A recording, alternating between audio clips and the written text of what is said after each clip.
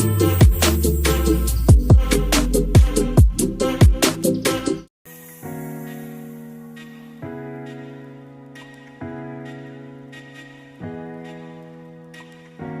Guys, welcome to Appu's kitchen. ಈ ವಿಡಿಯೋದಲ್ಲಿ potato egg recipe ಯಾವ ಥರ ಮಾಡೋದು ಅಂತ ತೋರಿಸ್ಕೊಡ್ತೀನಿ.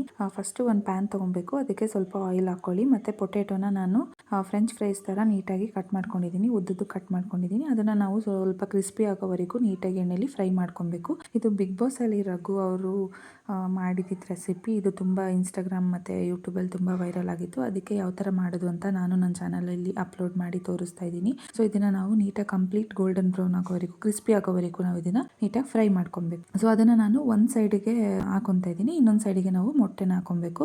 ಸೊ ಇನ್ನೊಂದು ಸೈಡಿಗೆ ನಾನು ಮೊಟ್ಟೆನ ಕಟ್ ಮಾಡಿ ಹಾಕೊತಾ ಇದ್ದೀನಿ. ನಾನು 2 ಮೊಟ್ಟೆನ ಯೂಸ್ ಮಾಡ್ತಾ ಇದ್ದೀನಿ. ಬೇಕಿದ್ರೆ ನೀವು ಇನ್ನೂ ಜಾಸ್ತಿನೂ ಯೂಸ್ ಮಾಡ್ಬೋದು. 2 ಹಾಕೊಂಡ್ರೆ ಸಾಕಂತ ಅನ್ಸುತ್ತೆ ಇಷ್ಟು ಕ್ವಾಂಟಿಟಿಗೆ, ಅದಕ್ಕೆ ನಾನು 2 ಯೂಸ್ ಮಾಡಿದ್ದೀನಿ. ಅದಕ್ಕೆ ನಾವು ಸ್ವಲ್ಪ ಅಚ್ಕಾರದ ಪುಡಿ ಹಾಕೊಬೇಕು, ಸ್ವಲ್ಪ ಹಸಿಮೆಣಸಿನ್ಕಾಯಿ ಸಣ್ಣ ಕಟ್ ಮಾಡ್ಕೊಂಡಿರೋದು ಹಾಕೊಬೇಕು. ಖಾರ ನೋಡ್ಕೊಂಡು ಹಾಕೊಳ್ಳಿ. ಮತ್ತೆ ಸ್ವಲ್ಪ ರುಚಿಗೆ ಎಷ್ಟು ಬೇಕಷ್ಟು ಸಾಲ್ಟ್ ಹಾಕೊಬೇಕು. ಮತ್ತೆ ಸ್ವಲ್ಪ ಪೆಪ್ಪರ್ ಪೌಡರ್ ಹಾಕೊಬೇಕು. ಹಾಕೊಂಡು ನೀಟಾಗಿ ಸ್ಕ್ರಂಬಲ್ ಅಂದರೆ ಅದನ್ನ ನೀಟಾಗಿ ಮಿಕ್ಸ್ ಮಾಡ್ಕೊಬೇಕು. ಸೊ ಸ್ವಲ್ಪ ಅದು ಫ್ರೈ ಆಗೋ ಥರ ನಾವು ನೀಟಾಗಿ ಮಿಕ್ಸ್ ಮಾಡ್ಕೊಬೇಕು. ಅದು ನಮಗೆ ಪ್ಯಾನಿಂದ ಸಪ್ರೇಟ್ ಆಗಬೇಕು, ಅಲ್ಲಿವರೆಗೂ ನಾವು ಅದನ್ನು ನೀಟಾಗಿ ಫ್ರೈ ಮಾಡ್ಕೊಬೇಕು. ಸೊ ಎರಡನ್ನೂ ಮಿಕ್ಸ್ ಮಾಡಬಾರ್ದು, ಫಸ್ಟು ಎಗ್ನೇ ಸಪ್ರೇಟ್ ಫ್ರೈ ಮಾಡ್ಕೊಬೇಕು. ಸೊ ಈ ಥರ ಅದು ಪ್ಯಾನ್ ಬಿಟ್ಟಿದೆ ಅಂತ ಗೊತ್ತಾದಮೇಲೆ ನಾವು ಪೊಟೆಟೊ ಇದೆಯಲ್ಲ ಸೈಡಲ್ಲಿ, ಅದನ್ನು ಎರಡನ್ನೂ ಸೇರಿಸಿ ನಾವು ಮಿಕ್ಸ್ ಮಾಡ್ಕೊಬೇಕು. ಸೊ ನೀಟಾಗಿ ಒಂದು 5 to 10 ಮಿನಿಟ್ಸ್ ಇದನ್ನು ನೀಟಾಗಿ ಮಿಕ್ಸ್ ಮಾಡ್ಕೊಬೇಕು. ಸೊ ಅವರು ಬಿಗ್ ಬಾಸಿಂದ ಬಂದಮೇಲೆ ಅವ್ರದ್ದೇ ಒಂದು ಚಾನಲ್ ಓಪನ್ ಮಾಡಿದ್ದಾರೆ.